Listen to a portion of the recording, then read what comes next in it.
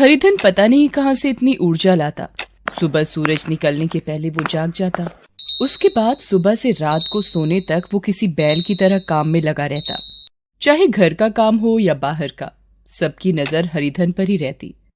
खेत में बुआई से लेकर कटाई, जानवरों को चारा या सब्जी काटने से लेकर घर की साफ सफाई हरिधन के कांधे पर ही थी। घर में उसको कोई भी काम बोला जाता, वो सिर झुकाए उस काम को करता। कभी किसी काम के लिए मना नहीं करता। लेकिन आज उसका दिल बहुत उदास है। वो चुपचाप घर के बाहर चारपाई पर लेटा कुछ सोच रहा था। मैं सब कुछ सह लेता हूँ, किसी को कुछ नहीं कहता। इसका मतलब ये नहीं है कि लोग मेरे साथ गुलामों जैसा व्यवहार करें। किसी जानवर से भी बदतर जीवन हो गया है मेरा यहाँ।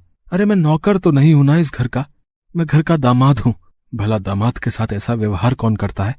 हरिधन को वैसे तो कुछ बुरा नहीं लगता था, लेकिन आज उसकी सास ने जब उसे भला बुरा कहा और उसकी पत्नी गुमानी उसे चुपचाप सुनती रही, तो उसके सब्र ने जवाब दे दिया। उसकी आत्मा छिल गई और उसे उस दर्द का एहसास हुआ जो उसे अभी तक नहीं हुआ था। आज पहली बार उसकी आंखों में आंसू भी आ गए थे। तभी उसकी पत्नी गुमानी बाहर आई। क्या हुआ है तुम्हें? इस तरह बाहर क्यों आ गए? भूख नहीं लगी है क्या? चलो खा लो। अरे खा तो लिया, तुम्हारी माँ ने तो खिला दी मुझे गाली। अब पेट भर गया मेरा। देखो, ज्यादा टोंटबाजी मत करो और चलो उठकर खा लो। अब नहीं, अब चाहे ब्रह्मा भी बुलाए मैं नहीं आऊंगा। अरे किसे दिखा रहे हो अपनी गर्मी? ये तो एहसान मानो मेरे परिवार का जो इतने सालों से तुम्हें मुफ्त का पाल रहे हैं। गुमानी की बात हरिधन को फिर से चुभ गई। अभी थोड़ी देर पहले उसकी सास ने भी तो यही बात कही थी उससे। मुफ्त का पाल रहे हो? हैं? शर्म नहीं आती है कहने में? सारा दिन तुम्हारे परिवार के लिए कोल्हू के बैल की तरह जुता रहता हूँ, तब जाके दो निवाले मिलते हैं, और तुम कह रही हो कि मैं मुफ्तखोर हूँ। हरिधन गुमानी से ये कह ही रहा था कि उसकी सास भी अपने दोनों बेटों के साथ घर के अंदर से बाहर आ गई। बाप रे, गुस्सा तो देखो इसका। ऐसा लगता है जैसे कहीं का राजकुमार है। राजकुमार नहीं, लेकिन इस घर का दामाद तो हूँ। ऐसे दामाद से तो भगवान बचाए जो बीवी के घर में ही घर जमाई बनकर सालों से पड़ा है। अपने शौक से तो नहीं आया मैं यहाँ, है? अरे आप लोगों ने ही बुलाया था, बार बार आने की मिन्नतें की थी। अब मतलब सध गया तो बेगाने बन रहे हैं, हैं? 10 साल पहले हरिधन की शादी गुमानी से हुई थी। उसकी माँ की कुछ दिन पहले ही मृत्यु होने के बाद वो बेचारा बिल्कुल अकेला पड़ गया। उसके पिता तो जब वो 9 साल का था तभी गुजर गए थे। हरिधन अच्छे घर से था, उसकी अच्छी खासी जायदाद भी थी। गुमानी के परिवार ने हरिधन के अकेलेपन का लाभ उठाया, उसे मीठी मीठी बातों के जाल में फंसाया, फिर अपनी बेटी गुमानी की शादी उससे कर दी। शादी के 1 सप्ताह बाद ही, एक बात कहूँ आपसे, आप बुरा तो नहीं मानेंगे? अरे कैसी बातें करती हो तुम? एक क्या 1000 बातें करो, तुम बीवी हो मेरी। अजी मेरा मन यहाँ बिल्कुल नहीं लगता। आप तो खेत की देखरेख में चले जाते हैं, मैं पूरा दिन भूत की तरह घर में अकेली रहती हूँ। अरे काम पर तो जाना पड़ेगा ना, इतनी जमीन जायदाद है, उसकी देखभाल तो मुझे करनी ही पड़ेगी ना। हरिधन की बात सुन गुमानी घड़ियाली आंसू बहाने लगी। ठीक है, आप करते रहिए उन्हीं की देखभाल, पर मेरी देखभाल कौन करेगा? अरे मैं करूंगा ना, और कौन करेगा? मैं करूंगा। इस तरह पूरा दिन घर से बाहर रहकर आप मेरी देखभाल करोगे? हरिधन, तो क्या करूं बताओ? बोलो, तुम ही बोलो। क्यों ना आप ये सारी जमीन जायदाद बेच दें और मेरे घर यानी अपने ससुराल रहने चले। वे लोग बार बार आपको वहाँ बुला रहे हैं। वहाँ तो सब कोई है, माँ है, भैया है, 2 भाभियां हैं, उनके बच्चे हैं। यहाँ आपके और मेरे सिवा कौन है? हरिधन सोच में पड़ गया कि वो क्या करे क्या ना करे। इधर दिन बीतते जा रहे थे। गुमानी हर दिन एक ही राग अलापती। आखिरकार उसकी जीत हुई। हरिधन ने अपना सब कुछ बेच दिया और सारे पैसे गुमानी और अपनी सासू माँ को सौंप दिए। शुरू में ससुराल में उसकी खूब खातिरदारी हुई। अरे कितनी देर कर रही है गुमानी, दामाद जी कब से खाने पर बैठे हैं। आ रही हूँ माँ। अरे खीर कहाँ है? बिना मीठे के भी कोई खाना होता है क्या? वो तो मैंने बनाए ही नहीं। तू इन्हें खिला, मैं बना लाती हूँ। अरे नहीं माँ जी, रहने दीजिए ना, फिर किसी और दिन, है ना? अब तो यहीं रहना है ना मुझे। एक बहुत ही मशहूर कहावत है कि बहन के घर भाई कुत्ता, ससुर के घर जमाई कुत्ता। धीरे धीरे हरिधन की हालत भी कुत्ते की तरह हो गई। पहले जहाँ दसियों पकवान उसकी थाली में होते, वहीं अब पकवान की जगह जूठे और बासी खाने ने ले ली थी। आज भी यही हुआ। वो बेचारा पूरा दिन थक कर आया और उसे जूठा खाना दिया जाने लगा, जिसे खाने से उसने मना कर दिया। इस बात पर उसकी सास ने उसे मुफ्तखोर और ना जाने क्या क्या कह दिया। हरिधन का आज का दिन ही बुरा था। पहले सास ने सुनाया, फिर बीवी ने, और अब उसके दोनों साले भी तैयार खड़े थे। मतलब शर्म नाम की भी कोई चीज है कि नहीं है जीजा जी? है अरे कब तक यहाँ ससुराल की रोटी तोड़िएगा? है अरे इस तरह कोई मुंह उठाकर अपना जमीर बेचकर ससुराल में इतने साल रहता है क्या? है अपने दोनों सालों की बात सुनकर हरिधन आग बबूला हो गया।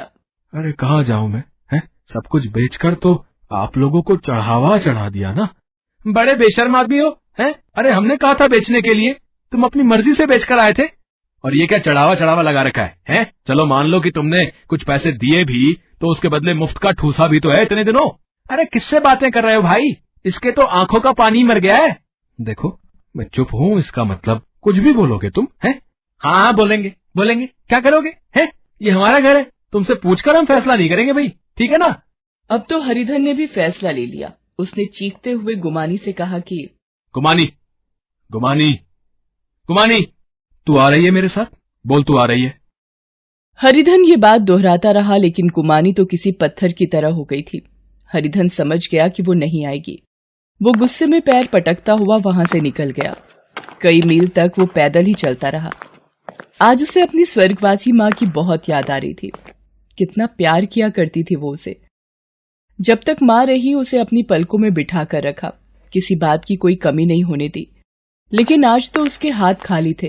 चलते चलते जब वो बहुत थक गया तो सड़क किनारे ही लेट गया। उसकी नींद जब खुली तो सवेरा हो चुका था।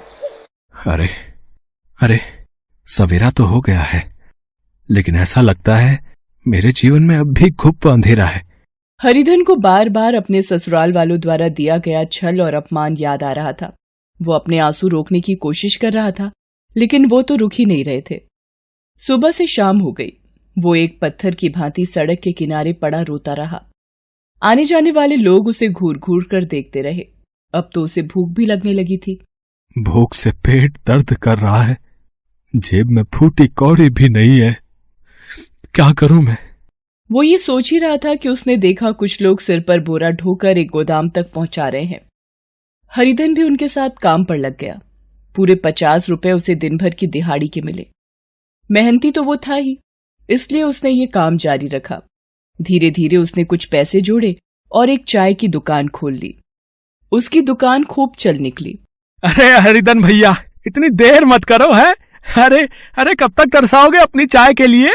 है बस साहब हो ही गया है। कहते हैं मेहनती लोगों के दरवाजे पर लक्ष्मी मैया खुद खड़ी रहती हैं। हरिधन की छोटी सी चाय की दुकान पहले एक छोटे से होटल में बदली, फिर रेस्टोरेंट में, उसके बाद शहर के सबसे बड़े होटल में। जैसे ही गुमानी और उसके परिवार को ये पता लगा कि हरिधन फिर से अमीर हो गया है, वो लार टपकाते और घड़ियाली आंसू बहाते वहां पहुंच गए। अरे दामाद जी, मैं तो आपकी माँ जैसी हूँ, भला माँ की बात का कोई बुरा मानता है? क्या जीजा जी, आप भी ना कमाल करते हैं। अरे अरे जीजा साले का तो मजाक का संबंध होता है और आप तो मजाक मजाक में रूठ गए जीजा जी। गुमानी भी कहाँ पीछे रहने वाली थी। उसने भी अपने विरह की गाथा उसे कह सुनाई। पता है आपके बिना कैसे काटे हैं मैंने दिन। आप तो चले हैं गुस्सा होकर, लेकिन मैं तो हर रात आपको याद कर रोती रही। चलिए अब घर चलिए। हरिधन उनकी बातों को बहुत देर तक गौर से सुनता रहा और मुस्कुराता रहा। मुस्कुराते हुए उसने अपने मैनेजर को आवाज लगाई। मैनेजर मैनेजर अरे अरे इधर आओ। अरे कितनी बार कहा होटल में भिखारियों को नहीं घुसने देने के लिए, है ना? कहा था ना। देखो एक साथ कितने भिखारी घुस आए हैं, देखो देखो। चलो इन्हें जल्दी से बाहर निकालो, बाहर निकालो इन्हें। हरिधन की बात सुनकर मैनेजर उन लोगों को धक्के मारकर बाहर निकालने लगा।